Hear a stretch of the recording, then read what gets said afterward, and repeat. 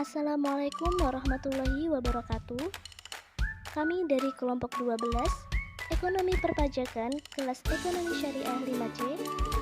Kelompok kami yang beranggotakan Riza Oktaviana dengan NIM terakhir 100, Eka Fitria Wulan Majid dengan NIM terakhir 101, dan Wandalina Dewi Puspita dengan NIM terakhir 133. Kelompok kami akan menjelaskan tentang pajak penghasilan pasal 23. Potong pajak. Pemotongan pajak adalah kegiatan memotong sebesar pajak yang terhutang dari keseluruhan pembayaran yang dilakukan. Pemotongan ini dilakukan oleh pihak-pihak yang melakukan pembayaran atau gaji terhadap penerima gaji atau pegawai. Pemotong PPh pasal 21/26 terdiri dari 1. Pemberi kerja, 2. Bendahara dan pemegang kas, 3. Pemerintah, 4. Dana pensiun, 5. Orang pribadi, 6. Pembayar honorarium, 7. Penyelenggara kegiatan, dan adapun penerima penghasilan yang dipotong PPh pasal 21/26 terdiri dari 1. Pegawai, 2. Penerima uang pesangon, pensiun atau uang manfaat pensiun, tunjangan hari tua atau jaminan hari tua, termasuk ahli warisnya juga merupakan wajib pajak PPh pasal 21. 3. Wajib pajak PPh 21 kategori bukan pegawai yang sehubungan dengan pemberian jasa. 4. Anggota Dewan Komisaris atau Dewan Pengawas yang tidak merangkap sebagai pegawai tetap pada perusahaan. Terutang. Saat terutang untuk setiap masa pajak adalah akhir bulan dilakukannya pembayaran atau pada akhir bulan terutangnya penghasilan yang bersangkutan. Saat terutangnya PPh pasal 23 Undang-Undang PPh adalah pada saat pembayaran, saat disediakan untuk dibayarkan seperti dividen dan jatuh tempo, seperti bunga dan sewa, saat yang ditentukan dalam kontrak atau perjanjian, atau faktur seperti royalti, imbalan jasa teknik atau jasa manajemen atau jasa lainnya. Tarif dan objek pajak. Tarif pajak merupakan dasar pengenaan pajak atas objek pajak yang menjadi tanggung jawab wajib pajak. Jika wajib pajak yang menerima penghasilan tidak memiliki NPWP, besar tarif pajaknya lebih tinggi 100% daripada tarif yang berlaku tersebut. Biasanya tarif pajak berupa persentase yang sudah ditentukan oleh pemerintah. Berikut beberapa daftar objek PPh 23 jasa lainnya. 1. Penilai aset, 2. Aktuaris, 3. Akuntansi, 4. Pembukuan laporan keuangan, 5. Arsitektur atau perancang, 6. Hukum, 7. Pengeboran atau drilling migas kecuali yang dilakukan badan usaha tetap. Penghasilan sebagai objek pajak. Objek PPh dalam Undang-Undang PPh dirincikan sebagai berikut. 1. Penggantian atau imbalan perkenaan dengan pekerjaan atau jasa yang diterima atau diperoleh termasuk gaji, upah, tunjangan, honorarium, komisi, bonus, gratifikasi, uang industri, atau imbalan dalam bentuk lainnya, kecuali ditentukan lain dalam undang-undang ini. 2. Hadiah dari undian atau pekerjaan atau kegiatan dan penghargaan. 3. Laba usaha. 4. Keuntungan karena penjualan atau karena pengalihan harta termasuk keuntungan karena pengalihan harta kepada perseroan, persekutuan, dan badan lainnya. Sebagai pengganti saham atau penyertaan modal keuntungan karena pengalihan harta kepada pemegang saham, sekutu, atau anggota yang diperoleh perseroan, persekutuan, dan badan lainnya. Keuntungan karena likuidasi, penggabungan, peleburan, pemekaran, pemecahan, pengambilalihan usaha, atau reorganisasi dengan nama dan dalam bentuk apapun. Selanjutnya, poin D, perlakuan pajak penghasilan atas penghasilan berupa royalti dari hasil karya sinematografi. Departemen Keuangan kenakan pajak penghasilan terhadap royalti dari hasil karya sinematografi. Pemberlakuan pajak penghasilan atas royalti dari hasil karya sinematografi itu berdasar Peraturan Dirjen Pajak Nomor Peraturan ke-33 PJ 2009 yang berlaku tanggal 4 Juni 2009. Dalam ketentuan itu, para pemegang hak cipta atas karya sinematografi memiliki hak untuk memberikan izin atau melarang orang lain yang tanpa persetujuannya menyewakan ciptaan tersebut untuk kepentingan yang bersifat komersial. Pemanfaatan dari karya sinematografi dapat dilakukan melalui suatu perjanjian penggunaan hasil karya sinematografi. Ada 4 jenis perjanjian antara lain. Yang pertama, dengan pemindahan seluruh hak cipta tanpa persyaratan tertentu, termasuk tanpa ada kewajiban pembayaran kompensasi di kemudian hari. Yang kedua, dengan memberikan hak menggunakan hak cipta hasil karya sinematografi kepada pihak lain untuk mengumumkan dan garing atau memperbanyak ciptaannya atau produk hak terkaitnya dengan persyaratan tertentu seperti penggunaan karya sinematografi untuk jangka waktu atau wilayah tertentu. Yang ketiga, dengan memberikan hak menggunakan hak cipta hasil karya sinematografi kepada pihak lain untuk mengumumkan ciptaannya dengan menggunakan pola bagi hasil antara pemegang hak cipta dan pengusaha bioskop. Yang keempat, dengan memberikan hak menggunakan hak cipta hasil karya sinematografi kepada pihak lain tanpa hak untuk mengumumkan dan garing atau memperbanyak ciptaannya atau produk hak terkaitnya. Jumlah royalti yang menjadi dasar pengenaan pajak penghasilan adalah sebesar seluruh penghasilan yang diterima atau diperoleh pemegang hak cipta dalam hal pemanfaatan dilakukan dengan perjanjian jenis yang kedua. Sedangkan sebesar 10% dari bagi hasil dalam hal pemanfaatan dilakukan dengan pola bagi hasil atau jenis ketiga. Sementara itu, besarnya pajak penghasilan atas royalti dimaksud adalah sebesar 15% dari jumlah bruto atas royalti sebagaimana dimaksud pada pasal 23 Undang-Undang Pajak Penghasilan, atau sebesar 20% dari jumlah bruto sebagaimana dimaksud dalam pasal 26 Undang-Undang Pajak Penghasilan, atau menurut ketentuan sebagaimana dimaksud dalam perjanjian penghindaran pajak berganda yang terkait.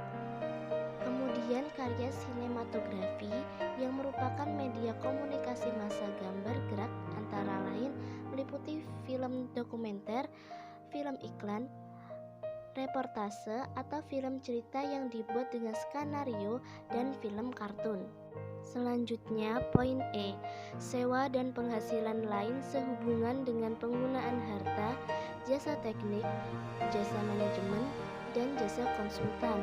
Dalam pasal 23 ayat 1 huruf C Undang-Undang Nomor 7 Tahun 1983 tentang pajak penghasilan, Undang-Undang Nomor 36 Tahun 2008 diatur bahwa atas penghasilan tersebut di bawah ini dengan nama dan dalam bentuk apapun yang dibayarkan, disediakan untuk dibayarkan, atau telah jatuh tempo pembayaran oleh badan pemerintah, subjek pajak, badan dalam negeri, penyelenggara kegiatan, bentuk usaha tetap, atau perwakilan perusahaan luar negeri lainnya kepada wajib pajak dalam negeri atau bentuk usaha tetap, dipotong oleh pihak yang wajib membayar sebesar 2% dari jumlah bruto atas yang pertama, sewa dan penghasilan lain sehubungan dengan penggunaan harta, kecuali sewa dan penghasilan lain sehubungan dengan penggunaan harta yang telah dikenai pajak penghasilan sebagaimana dimaksud dalam pasal 4 ayat 2. Yang kedua,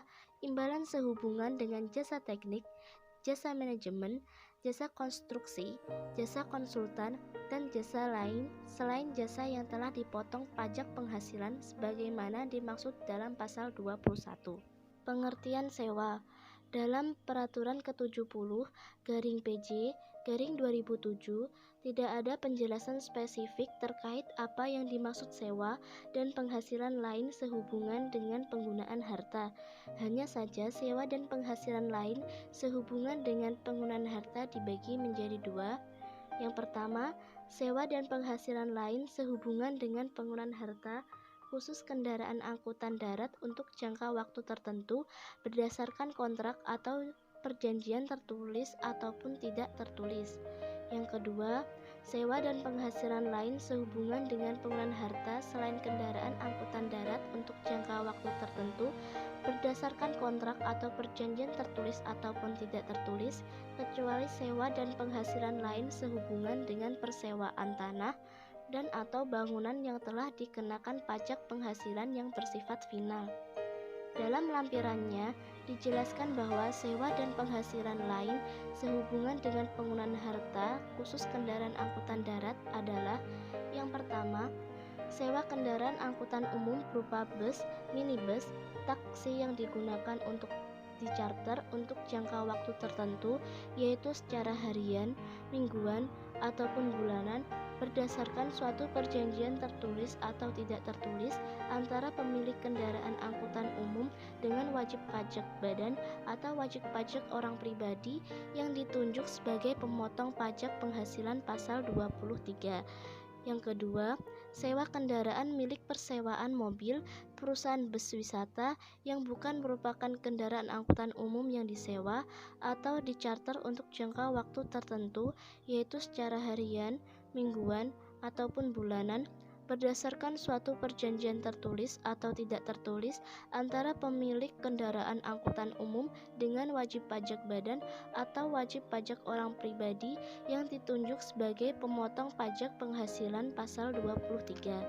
Yang ketiga, sewa kendaraan berupa milik perusahaan yang disewa atau dicarter untuk jangka waktu tertentu, yaitu secara harian, mingguan, ataupun bulanan berdasarkan suatu perjanjian tertulis atau tidak tertulis antara pemilik kendaraan angkutan umum dengan wajib pajak badan atau wajib pajak orang pribadi yang ditunjuk sebagai pemotong pajak penghasilan pasal 23.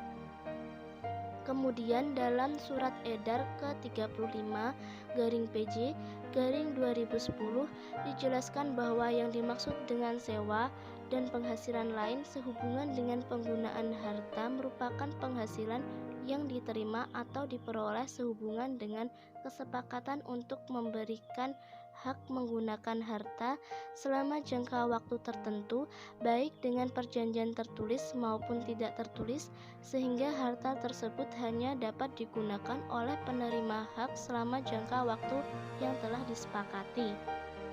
Selanjutnya, pengertian jasa teknik.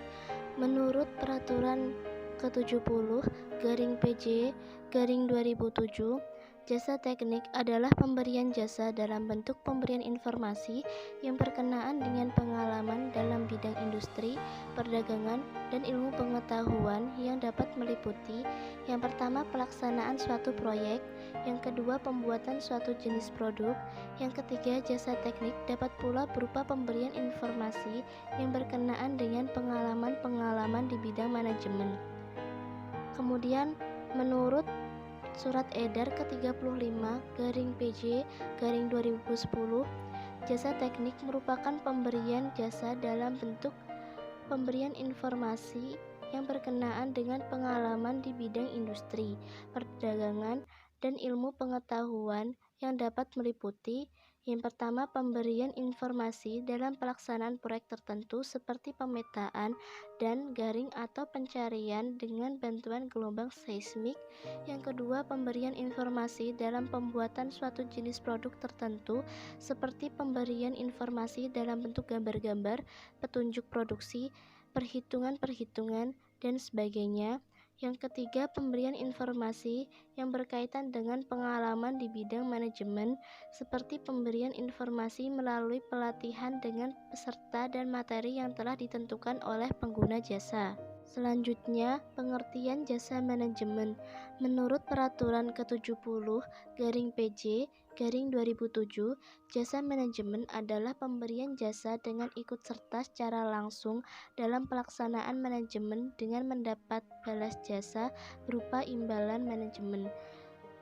Kemudian menurut Surat Edar ke-35-PJ-2010, jasa manajemen merupakan pemberian jasa dengan ikut serta secara langsung dalam pelaksanaan atau pengelolaan manajemen. Selanjutnya untuk pengertian jasa konsultan. Pengertian jasa konsultan hanya terdapat dalam Surat Edar ke-35-PJ-2007 yang menjelaskan bahwa jasa konsultan merupakan pemberian advice (petunjuk, pertimbangan, nasihat) profesional dalam suatu bidang usaha, kegiatan, atau pekerjaan oleh tenaga ahli atau perkumpulan tenaga ahli yang tidak disertai keterlibatan langsung para tenaga ahli tersebut dalam pelaksanaannya. Selanjutnya pada poin F, bukan objek pajak. Berbicara tentang pajak, khususnya pada jenis pajak, pasti ada kaitannya dengan subjek pajak dan objek pajak. Di luar dari hal tersebut, ada juga yang menjadi bukan objek pajak, yang menjadi bentuk pengecualian suatu hal yang dianggap bukan sebagai objek pajak. Mengacu pada Undang-Undang Nomor 36 Tahun 2008 tentang pajak penghasilan, dalam pasal 4 ayat 1 adalah penghasilan, yaitu setiap tambahan kemampuan ekonomis yang diperoleh atau diterima wajib pajak, baik wajib pajak berasal dari Indonesia maupun luar Indonesia, yang dapat dipakai untuk konsumsi atau menambah kekayaan si wajib pajak. Namun, dalam ayat 3 disebutkan ada beberapa pengecualian yang dinyatakan sebagai bukan objek pajak penghasilan, yaitu yang pertama, bantuan atau sumbangan, yang termasuk di dalamnya adalah zakat. Selain itu ada juga harta hibahan dari keluarga saudara, lembaga keagamaan, lembaga pendidikan, lembaga sosial, dan orang pribadi yang menjalankan usaha mikro atau usaha kecil. Yang kedua yaitu harta warisan juga tidak termasuk objek pajak penghasilan. Yang ketiga, harta termasuk setoran tunai yang diterima oleh subjek pajak badan sebagai pengganti saham atau sebagai pengganti penyertaan modal. Yang keempat, penggantian atau imbalan sehubungan dengan pekerjaan atau jasa yang diterima ataupun diperoleh dalam bentuk kenikmatan dari wajib pajak atau pemerintah, kecuali yang diberikan oleh bukan wajib pajak. Yang kelima, pembayaran dari perusahaan asuransi kepada orang pribadi sehubungan dengan asuransi kesehatan, kecelakaan jiwa, maupun asuransi beasiswa. Yang keenam yaitu dividen atau bagian laba yang diterima atau diperoleh perseroan terbatas sebagai wajib pajak dalam negeri, koperasi, BUMN atau BUMD dari penyertaan modal pada badan usaha yang didirikan dan bertempat kedudukan di Indonesia. Yang ketujuh, iuran yang diterima atau diperoleh dana pensiun. Yang kedelapan, jika pensiunan memiliki penghasilan dari modal yang ditanamkan oleh dana pensiun, maka dianggap sebagai bukan objek pajak. Yang kesembilan, bagian laba yang diterima atau diperoleh anggota dari perseroan komanditer yang modalnya tidak terbagi atas saham-saham persekutuan, perkumpulan firma atau kongsi, dan termasuk pemegang unit penyertaan kontrak investasi kolektif.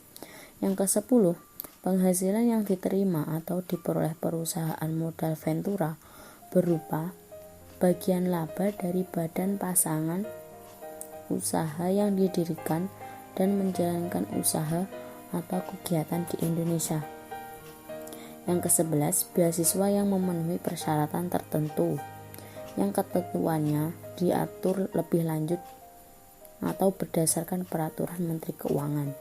Yang ke-12, sisa lebih yang diterima atau diperoleh badan atau lembaga nirlaba yang bergerak dalam bidang pendidikan atau penelitian ataupun pengembangan.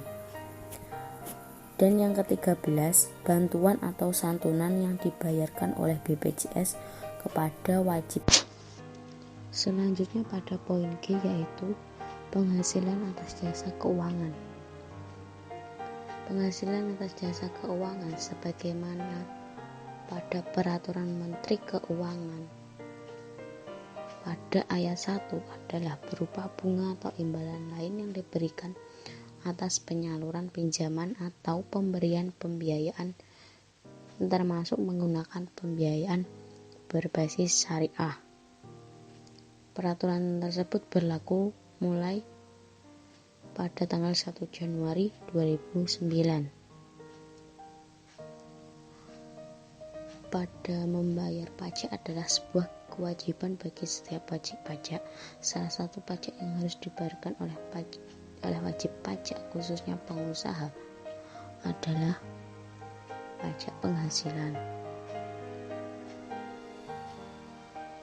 Dalam transaksi antara pihak yang mengambil penjual jasa dan pihak pembeli atau penerima jasa akan memotong dan melaporkan PPh pasal 23 kepada kantor pajak. Pembayaran dilakukan oleh pihak pemotong yang kemudian menyetorkannya melalui bank persepsi, ATM, terbang, fitur bayar pajak online atau di online pajak dan lain-lain yang telah disetujui oleh Kementerian Keuangan. Tarif PPh dikenakan atas nilai dasar pengenaan pajak atau jumlah bruto dari tahap. Ada 2 jenis tarif yang dikenakan, yaitu 15% dan 2% tergantung dari objek PPh pasal 23-nya. Pada tarif 15%, jumlah bruto terdiri atas dividen, kecuali pembagian dividen yang dikenakan final, bunga dan pakaian pribadi, hadiah dan penghargaan, selain yang telah dipotong pada PPh pasal 21. Yang kedua, tarif 2%, jumlah dari bruto atas sewa dan tahap lain yang berkaitan dengan penggunaan harta gratis sewa tanah atau bangunan. Yang ketiga, tarif 2% dari jumlah bruto atas ketidakseimbangan jasa teknik, jasa manajemen, jasa konstruksi, dan jasa konsultan. Yang keempat, tarif 2% jumlah bruto atas ketidakseimbangan jasa lainnya adalah yang diuraikan dalam Peraturan Menteri Keuangan Nomor 141 /PMK.03 atau /2015 dan efektif mulai tepat pada 24 Agustus 2015. Dan yang kelima, bagi wajib pajak yang tidak ber-NPWP akan dipotong 100% lebih tinggi dari tarif PPh pasal 23. Yang keenam, jumlah bruto adalah seluruh jumlah urutan yang terdengar atau telah jatuh tempo pembayarannya oleh badan pemerintah, subjek pajak dalam negeri, penyelenggara kegiatan, bentuk usaha tetap, atau perwakilan luar negeri kepada wajib pajak dalam negeri atau bentuk usaha tetap, dan tidak termasuk pembayaran upah, honorarium, tunjangan, dan pembayaran lain sebagai ketidaksesuaian dengan pekerjaan yang berdasarkan wajib pajak penyedia tenaga kerja kepada tenaga kerja yang melakukan pekerjaan berdasarkan dengan pengguna jasa atau pembayaran atas pembelian barang atau materi yang dibuktikan dengan faktur pembelian, pembayaran kepada pihak kedua atau sebagai perantara, dan kepada pihak ketiga dibuktikan dengan tagihan pihak ketiga yang menyatakan tertulis. Pembayaran biaya penggantian atau reimbursement yaitu penggantian pembayaran sebesar jumlah yang nyata yang telah oleh pihak kedua kepada pihak ketiga disepakati dibuktikan dengan tagihan atau bukti pembayaran yang sah pada yang selanjutnya pada poin H, saat terutang, penyetoran dan pelaporan. Dalam menentukan kapan saat terutangnya pajak penghasilan atau PPh, pasal 23, kita dapat merujuk pada pasal 15 ayat 3, yaitu Peraturan Pemerintah Nomor 94 Tahun 2010 tentang perhitungan penghasilan kena pajak dan perlunasan pajak penghasilan dalam tahun berjalan. Penjelasan lebih lanjutnya yaitu pasal tersebut, yakni saat terutangnya PPh pasal 23 Undang-Undang PPh adalah pada saat pembayaran atau saat disediakan untuk dibayarkan, seperti dividen dan jatuh tempo yang seperti bunga dan sewa. Saat yang ditentukan dalam kontrak atau perjanjian atau faktur seperti royalti, imbalan, jasa teknik atau jasa manajemen atau jasa lainnya. Pengertian dibayarkan atau terutang haruslah disesuaikan dengan metode pembukuan pihak pemotong pajak. Jika pemotong pajak menggunakan basis kas, maka terutang PPh pasal 23 harus dipotong saat pembayaran. Dan apabila jika pemotong pajak menggunakan basis akrual, maka terutang PPh pasal 23 harus dipotong pada saat pembebanan. Selanjutnya pada penyetoran, PPh pasal 23 disetorkan selama 1 bulan ke bank persepsi atau kantor pos dengan menggunakan SSP paling lambat tanggal 10 bulan berikutnya setelah bulan saat terutangnya pajak. Dan bila tanggal 10 jatuh pada hari libur, maka penyetorannya dilakukan pada hari kerja berikutnya. Lalu sebagai contoh, untuk PPh pasal 23 yang terutang untuk masa Agustus 2019, maka wajib disetorkan ke kas negara melalui kantor pos atau bank persepsi paling lambat tanggal 10 September 2019. Dan selanjutnya, untuk melaporkan pemotongan PPh pasal 23 dengan menggunakan SPT masa PPh pasal 23 harus dilampiri dengan yang pertama, lembar ketiga SSP, bukti setoran PPh pasal 23. Yang kedua, daftar bukti pemotongan PPh pasal 23. Dan yang ketiga, lembar kedua bukti pemotongan PPh pasal 23 selambat-lambatnya tanggal 20 bulan berikutnya. Dan pada prinsipnya, pemotongan, penyetoran, dan pelaporan PPh pasal 23 dilakukan secara desentralisasi, yaitu di tempat terjadinya pembayaran atau terutangnya penghasilan yang merupakan objek pemotongan PPh pasal 23. Hal tersebut dimaksudkan untuk memudahkan pengawasan terhadap pelaksanaan pemotongan PPh pada pasal 23 tersebut atau terhadap. Sekian pemaparan materi dari kelompok kami dan terima kasih. Wassalamualaikum